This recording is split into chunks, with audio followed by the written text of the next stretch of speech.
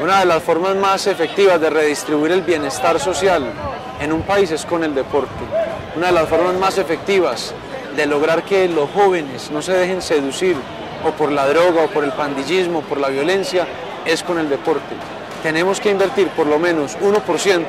del presupuesto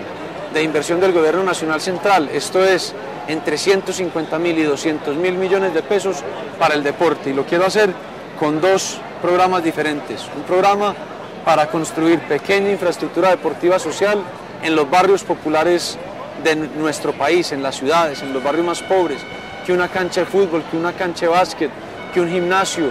que un polideportivo, para que las nuevas generaciones, las colombianas y los colombianos, tengamos siempre la posibilidad de practicar el deporte. Y otro programa de alto rendimiento. Estamos soñando con 500 jóvenes que podamos tomar desde una edad muy temprana y prepararlos pensando 2 o 3 olimpiadas hacia el futuro,